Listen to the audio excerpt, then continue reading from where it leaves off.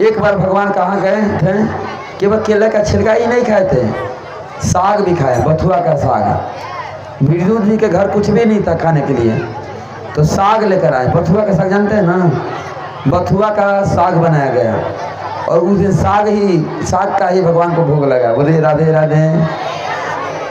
और एक बार भगवान कहाँ गए थे, उद्धव जी से करें। एक बार मैं सबरी माता के झोपड़ी में गया था। सबरी माता कैसी हैं? रहिया बहारे सेवरी लट बिछुड़ाई के, दर्शन दीही प्रभु जी एही रहिया के।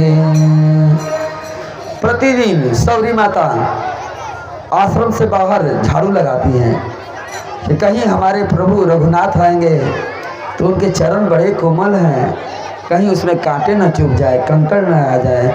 कहीं कांटे और कंकड़ आ गए ना तो उनके पाँव से खून बहने लगेगा और मुझे उनका दर्द देखा नहीं जाएगा।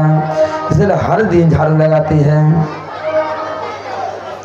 रास्ता देखत सबरी के उम्र गई सारी, रास्ता देखत सबरी के उम्र गई सारी, कब दर्शन देंगे,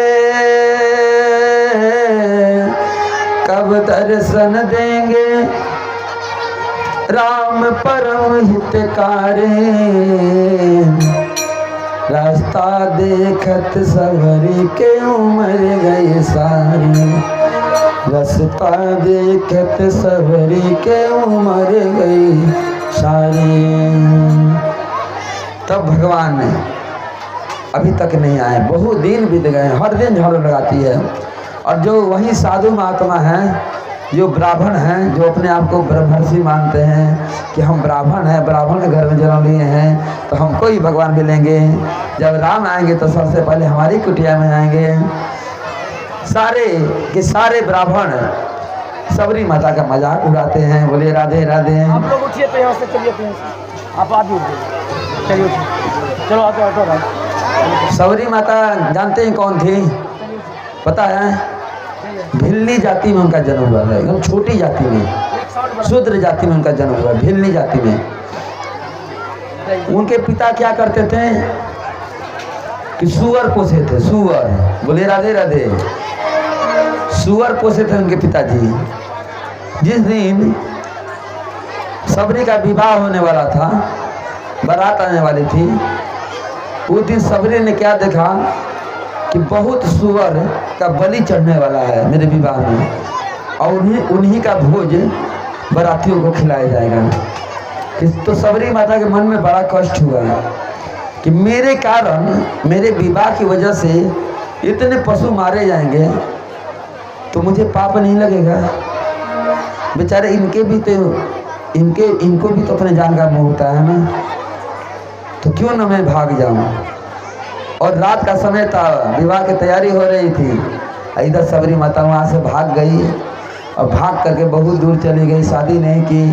कहाँ गई? मतंग ऋषि के आश्रम में। जाकर मतंग ऋषि के आश्रम में रह करके सेवा करने लगी। मतंग ऋषि सबरी जी को अपनी बेटी की तरह मानते थे। बोले राधे राधे। लेकिन दुनिया के लोगों का नज़ारा अलग होता है ना, लोग अपने नज़ारे से देखते हैं। भैया कहाँ गए हैं तबला वादक वाले भैया, उनको बुला लीजिएगा, एक भजन भी गाएंगे। सबका नज़ारा अलग अलग है, सब अपने अपने नज़र से देखता है भैया। मतंग ऋषि पर लोग, मतंग ऋषि का लोग मजाक उड़ाते थे कि देखो कल तक ब्रह्मचारी था, आज एक स्त्री को अपने साथ रखा है। लोग मजा उड़ा रहे थे, लेकिन समझ नहीं पा रहे थे कि मतंग ऋषि कौन है। बहुत पहुँचे हुए फकीर थे, सबरी को अपना पुत्री के समान समझते थे। और गुरुजी ने कहा, जब गुरुजी जाने लगे बैकुंठ धाम, तो उन्होंने कहा, किससे कहा? सबरी से, कि सबरी एक न एक दिन राम तुम्हारे ही आश्रम में पहले सबसे पहले जब इस दंडकारण्य वन में आएंगे ना, तो सबसे पहले तुम्हारे ही आश्रम में पैर रखेंगे। बोलिए राधे राधे। इसलिए सबरी को इंतजार है कि गुरुजी बोले हैं, गुरुजी का बात कभी मिथ्या नहीं हो सकता है। अरे कब दर्शन देंगे हो तब दर्शन देंगे राम परम हितकारी। हितकारी रास्ता देखत सबरी के उम्र गई सारी। रास्ता देखत सबरी के उम्र गई सारी। सब ब्राह्मण मजाक उड़ाते थे सबरी का कि पागल हो गई है, रोज झाड़ू लगाती रहती है, बैर तोड़ती है तो उसको चख चख कर देखती है कि खट्टा है कि मीठा है। जो मीठा रहता है उसको तो रख लेती है, और जो खट्टा रहता है उसको फेंक देती है। क्यों? क्योंकि राम को खिलाऊंगी मीठा मीठा बैर। बोलिए राधे राधे। राम को क्या खिलाऊंगी? मीठा बैर, और खट्टा वाला फेंक दूंगी। हाँ, जूठा करके, मतलब कि जूठा कर करके उसको फेंक रही है खट्टा बैर को, और मीठा वाला रख रही है जूठा करके। बोले राधे राधे। इसीलिए सारे ब्राह्मण मजाक उड़ाते हैं सबरी का कि सबरी एकदम पागल हो गई है, भगवान को जूठा खिलाया जाता है, जूठा खिलाएगी और प्रतिदिन झाड़ू लगाती जाती है। चलो अच्छा है, हम लोगों को झाड़ू नहीं लगाना पड़ता है। बोलिए राधे राधे। इसको सफाई मंत्री बना दिया जाएगा। एक पंपा सरोवर था, उस सरोवर में जब सबरी जाती थी पानी भरने के लिए, स्नान करने के लिए, तो ब्राह्मण उसको स्नान नहीं करने देते थे। क्यों? क्योंकि शूद्र जाति में जन्म ली है। यदि ये स्नान कर लेगी इस नदी के जल में तो नदी का जल अपवित्र हो जाएगा, तो हम लोग अपवित्र हो जाएंगे स्नान करेंगे तो। इतना हमारे के भेदभाव। लेकिन सबरी के हृदय के भाव को लोग नहीं देखते थे कि सबरी के हृदय में कितना भाव है, प्रेम है ठाकुर जी के प्रति, उसको कोई नहीं देखता था। एक दिन अचानक कहते हैं जिस पर लोग हंसते हैं ना उसी का घर बसता है। बोले राधे राधे। आ गए भगवान राम अनुज भ्राता लखन के साथ, और उनके स्वरूप को देख करके सबरी पागल हो गई और उनको अपने आश्रम में ले गई, और उनको क्या खिला रही है? जूठा बैर खिला रही है। कैसे खिला रही है? चक चक करके, राम ये नहीं, ये मीठा है इसको खाओ, एक खट्टा है इसको फेंक देता हूँ, फेंक देती हूँ, फेंक रही है। जो मीठा उसको चढ़ा रही है, खिला रही है। भगवान राम तो उसको प्रेम से खा रहे हैं।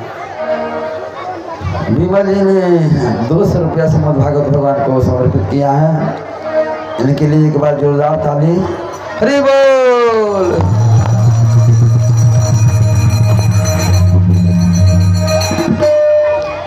अब भगवान को जूठा पैर खिला दिए तो भगवान भी बड़ा प्रेम से खा रहे हैं। लेकिन लक्ष्मण जी क्या कर रहे हैं ना कि धीरे से नजर बचा करके बैर को पीछे फेंक देते हैं।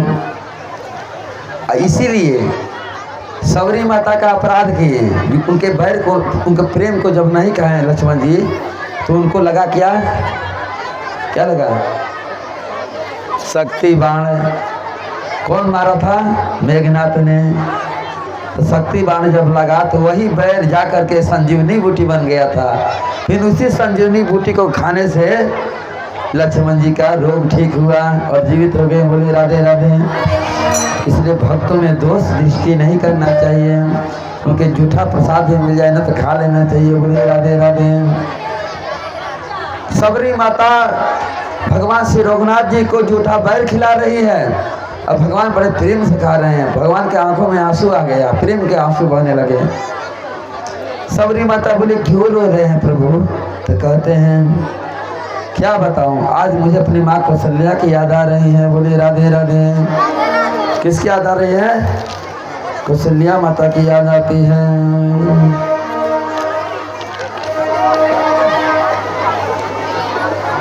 जब जब राम अवध सुधि करहि, तब तब बारी बिलोचन भय। जब जब राम अवध सुधि करहि, तब तब बारी बिलोचन भय। सुमरी मातु पितु परिजन भाई,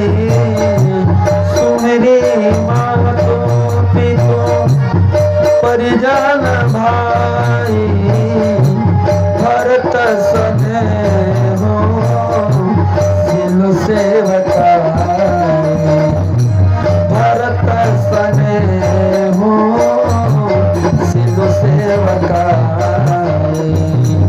जब जब राम अवध सुध करहि तब तब बारे विलोचन भरहि तब तब बारे विलोचन भरहि। जब जब भगवान को अयोध्या किया जाती है ना तो उनके आंखों में आंसू भर आता है। जब सबरी माता के हाथों से जूठा पैर खा रहे थे तो ठाकुर जी को अपनी माता जी का याद आने लगा। किसकी? सबसे पहले कैकई माँ का याद आया, क्योंकि कैकई सबसे ज़्यादा प्यार करती थी भगवान रघुनाथ जी से, सबसे ज़्यादा। इतना कौशल्या और सुमित्रा प्रेम नहीं करती थी राम से, उससे कई गुना ज़्यादा कैकई ही प्रेम करती थी राम से। तो सबसे पहले कैकई को याद करके रोते हैं, उसके बाद सुमित्रा जी को, तब जा करके कौशल्या जी को याद करते हैं। क्या सोच रहे हैं? सबरी जी पूछ रहे हैं क्यों रो रहे हैं प्रभु? कहते हैं ठाकुर जी कि आज मुझे अपनी माँ की याद आ रही है। तुम जो खिला रही हो ना सबरी, तो मुझे ऐसा लग रहा है ना कि मेरी माँ कौशल्या, मेरी माँ कैकई, मेरी माँ सुमित्रा मुझे खिला रही है। बोले राधे राधे। भगवान के आंखों में प्रेम के आंसू भर रहे हैं। भगवान प्रेम के भूखे हैं।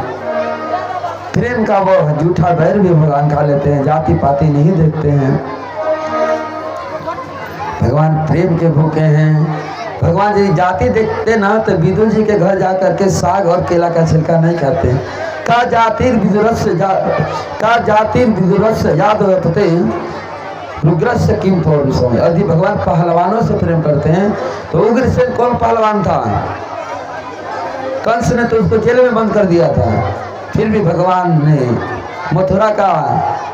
मथुरा के राजा कंस को मार कर भी मथुरा का राजा नहीं बने। उग्रसेन अपने नाना को वहां का राजा बना दिए। बोले राधे राधे। और भगवान रूप देखकर, सुंदरता देखकर प्रेम करते हैं। तो कुब्जा के पास कौन सुंदरता था? वो तो कुबड़ी थी। भगवान ने उसको अपने दुल्हन के रूप में स्वीकार कर लिया। बोले राधे राधे। और भगवान धनवानों से प्रेम करते, धनवानों से। तो सुदामा जी को क्यों उतने हृदय से लगा रहे हैं? बोलिए राधे राधे। यह और परीक्षित महाराज प्रश्न कर रहे हैं सुखदेव गोस्वामी से कि कृपा करके बताइए कि सुदामा कौन थे? देखिए सुदामा की झांकी भी है क्या उपेंद्र जी? सुदामा जी की झांकी है। यदि झांकी होगी तो तैयार रहिएगा झांकी दिखाने के लिए, पर अभी नहीं, बाद में जब मैं कथा कर लूँगा तब। राधे राधे। संतोष जी झांकी है? नहीं है? आप बनिए कृष्ण और बनाइए उनको सुदामा। बनाइए। मेरे पास है ओला मुकुट है अंदर रखा हुआ, पीला वाला मुकुट पहना दीजिए कृष्ण को, धोती कुर्ता पहना करके। तैयार हो जाएंगे तो बता दीजिएगा। और उपेंद्र जी को सुदामा बना दीजिए, एक डंडा दे दीजिएगा, आएंगे सुदामा बन करके। और थोड़ा सीने से लगा लीजिएगा उनको। ये सुदामा जी कौन है? तो सुदामा जी के विषय में बता रहे हैं सुरेंद्र जी। कहते हैं, क्या कहते हैं सुखदेव गोस्वामी? विष्णुराते न संपृष्टो भगवान बादरायणे सुरेंद्र जी वासुदेवे भगवते निमग्न हृदयो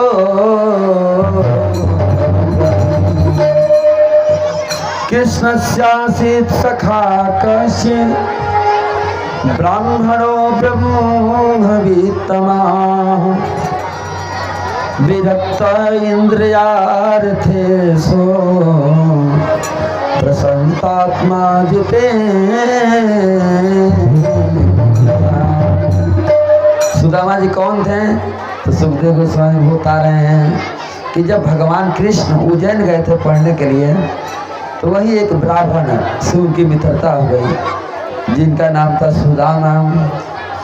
एक दिन की बात है, गुरु माता ने चना दिया था खाने के लिए कृष्ण और सुदामा को।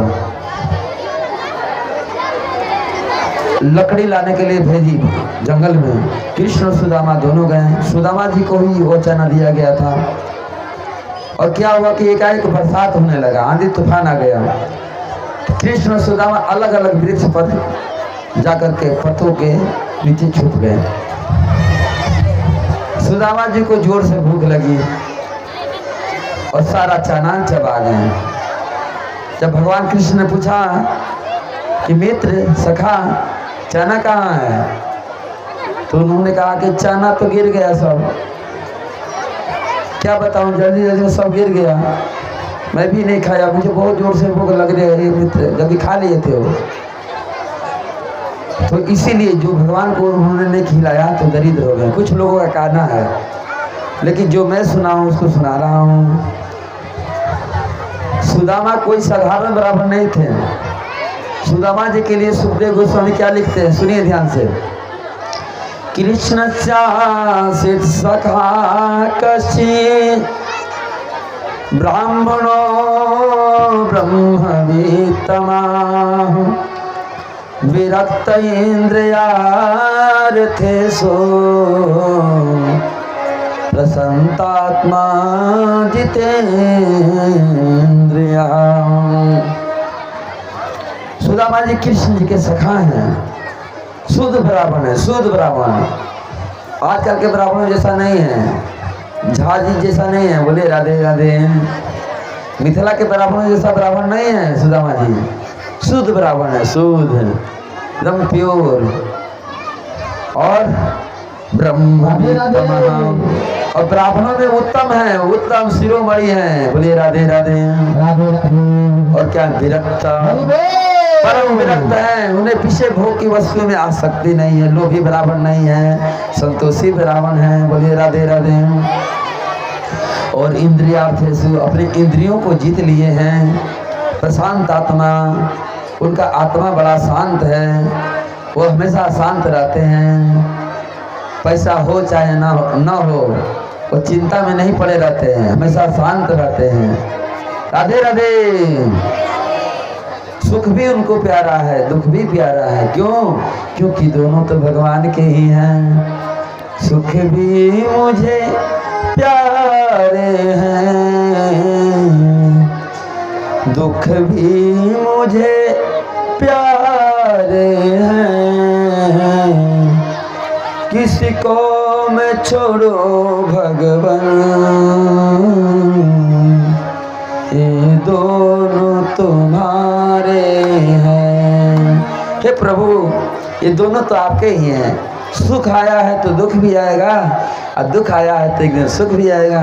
रात आती है तो दिन नहीं आता है, और दिन होता है तो रात होती कि नहीं होती है। ऐसे सुख के बाद दुख मिलता है, दुख के बाद सुख मिलता है। इसलिए सुदामा जी कभी घबराते नहीं थे। सुदामा जी संतोषी ब्राह्मण हैं, उनके मन में किसी प्रकार का दुख नहीं है। एक बार की बात है, कुछ लोग कहते हैं ना कि सुदामा जी दरिद्र ब्राह्मण हो गए हैं क्योंकि उन्होंने अपने सखा श्याम को